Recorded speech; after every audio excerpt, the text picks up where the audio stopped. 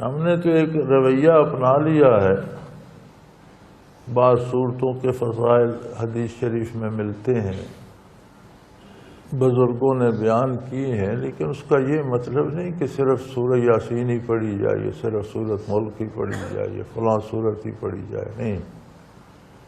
تلاوت اپنی جگہ قائم ہے، مسلسل قرآن کریم کی تلاوت کے ساتھ اگر کوئی ان صورتوں کو بھی وظیفہ بنا لیتا ہے تو وہ الگ بات،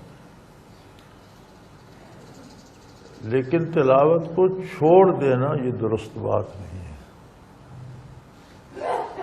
اور ہمارا رویہ آج کل یہ ہے کہ ہم روزانہ اخبار بھی پڑھتے ہیں، 3 4 اخبار پڑھتے ہیں، حالانکہ ہم جانتے ہیں کہ اس میں سچ کم اور جھوٹ زیادہ ہوتا ہے۔ ناول اور افسانے پڑھ لیتے ہیں، فلمیں دیکھ لیتے ہیں، آج کل تو لیپ ٹاپ پہ بھی آ گئی اور ٹیلی فون میں بھی فلمیں آ گئیں، وہ سارا دن دیکھتے رہتے ہیں۔ لیکن بنیادی بات یہ ہے کہ اللہ کی کتاب کو پڑھا جائے۔ ذالک الکتاب، اللہ کریم فرماتے ہیں یہ ہے اصل کتاب۔ دنیا کی کسی کتاب کو آپ ایک دفعہ پڑھ جائیں، پھر اس کی کوئی بات ہو تو بندہ کہتا ہے ہاں میں نے پڑھی ہوئی ہے، دوسری دفعہ پڑھنے کو جی نہیں کرتا چونکہ ساری پڑھ لی ہے۔ یہ وہ کتاب ہے کہ اسے زندگی بھر پڑھتے رہیں، روزانہ پڑھتے رہیں، بلکہ اس کو ختم کیا ہی نہیں جاتا، ہمیشہ بناس پہ پہنچ کر سورہ بقرہ کی سورہ فاتحہ اور سورہ بقرہ کی پہلی چند آیات پڑھ کر چھوڑا جاتا ہے، یعنی ابتدا کر کے قرآن کریم کو رکھا جاتا ہے، ختم کر کے نہیں۔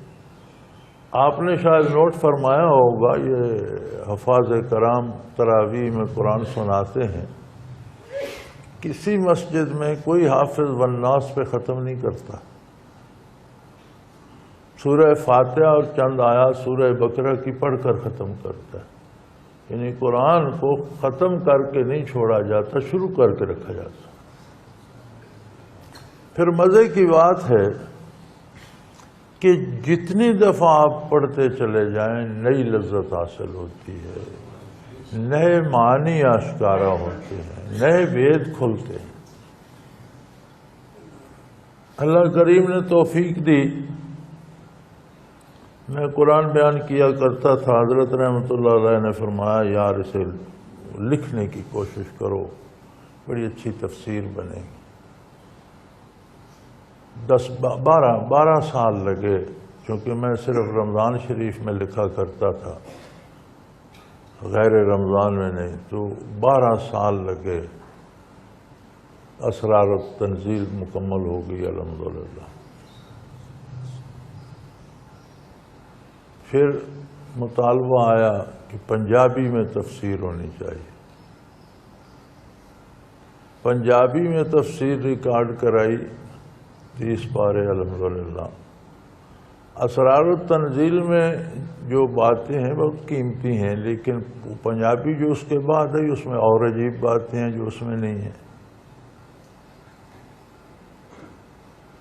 کیونکہ اسرار التنزیل بھی اتنی مفصل نہیں تھی، تو ہم یہاں جب بھی جمعہ پڑھتے تو قرآن کریم سے ہی بیان کرتے تھے، تو سوچا کیوں نہ شروع سے ترتیب کے ساتھ بیان کیا جائے، تو اکرم التفاسیر بننی شروع ہو گئی۔ اب اس کے الحمدللہ 20 پارے مکمل ہو گئے ہیں، 18 پارے چھپ کر آ چکے ہیں۔ بہت تفصیل ہے اس میں اور بڑی لمبی باتیں ہیں، لیکن اب جب دوبارہ قرآن کریم پڑھتا ہوں تو پھر نئے بھید کھولتے ہیں، پھر بات رہ جاتی ہے کہ ان تفسیروں میں تو یہ بات نہیں آئی۔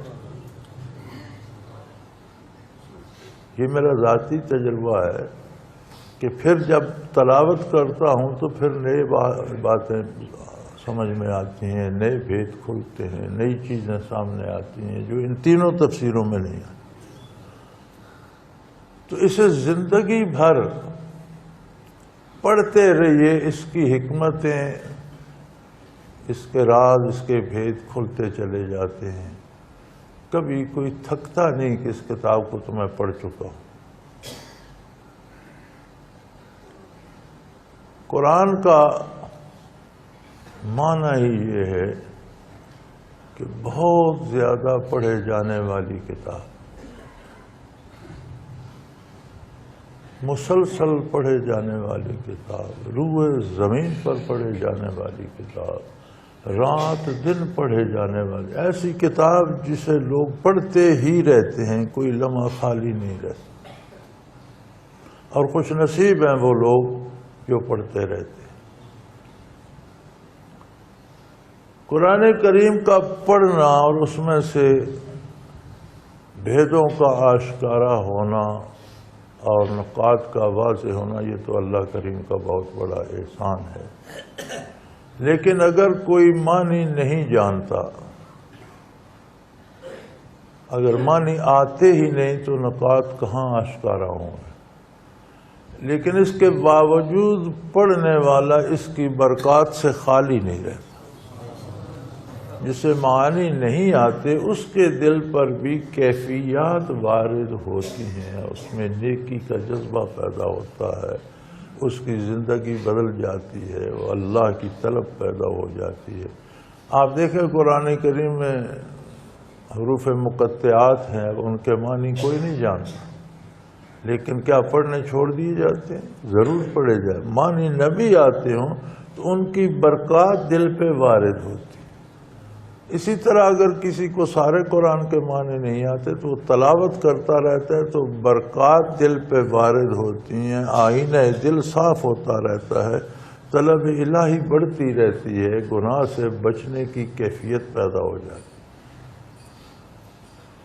تو یہ سارے درجے ہیں قرآن کو پڑھنے کے، خود پڑھنا، سمجھ کر پڑھنا، عمل کرنے کے لیے پڑھنا، اور لوگوں کو پڑھ کر سنانا، قرآن کے ذریعے لوگوں تک اللہ کی بات پہنچانا، تبلیغ کرنا۔